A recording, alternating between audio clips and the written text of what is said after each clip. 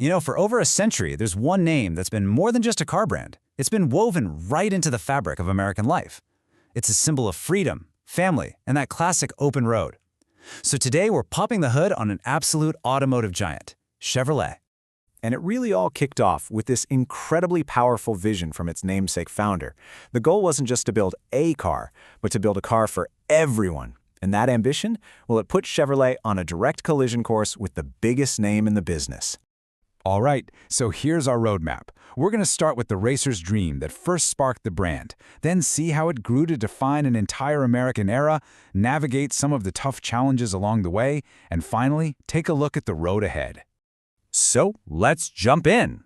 Our story kicks off way back in 1911 with what has to be one of the most unlikely, but also one of the most effective partnerships in car history. See, on one hand, you had Louis Chevrolet, a guy obsessed with pure speed, with engineering, with performance.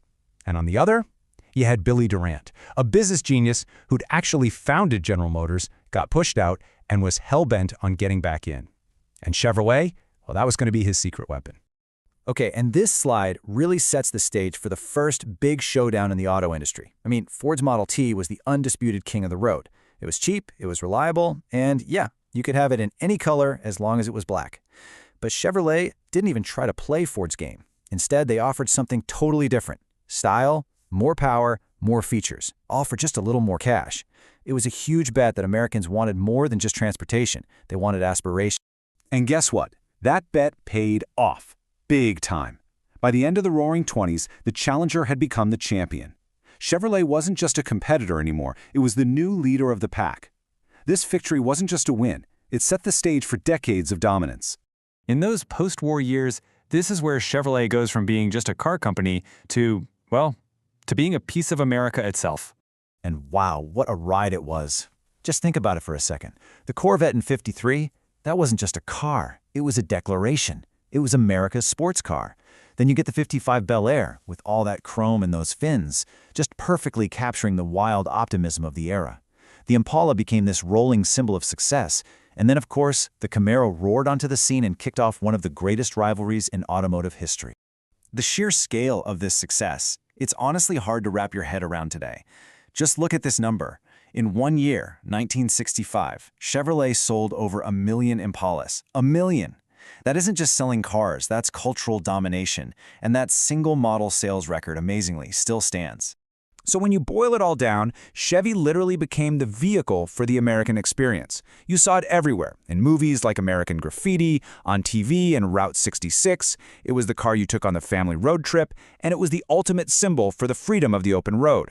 But, no story is a straight line.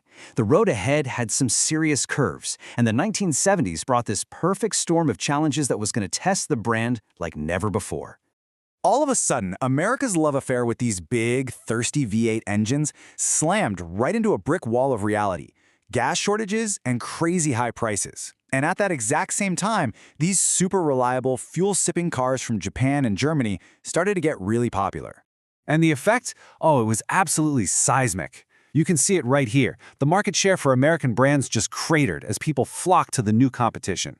For a company like Chevy, whose whole identity was built on more power, more style, more size, the world was suddenly screaming for less.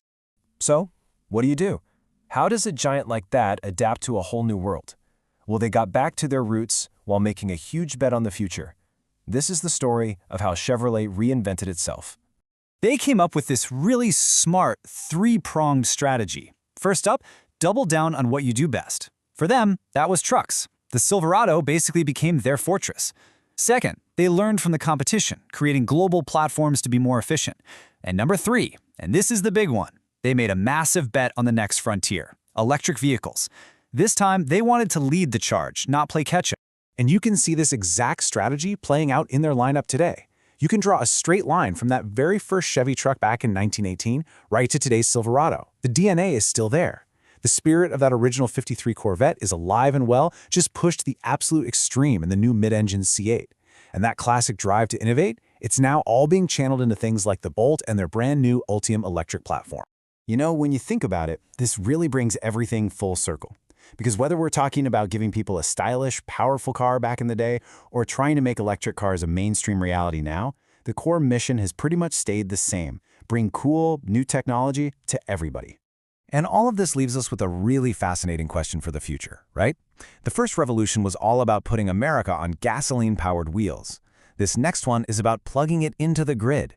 The challenge is exactly the same, but the technology is completely different. Can the heartbeat of America do it all over again and redefine the road for a new generation? I guess we'll just have to wait and see.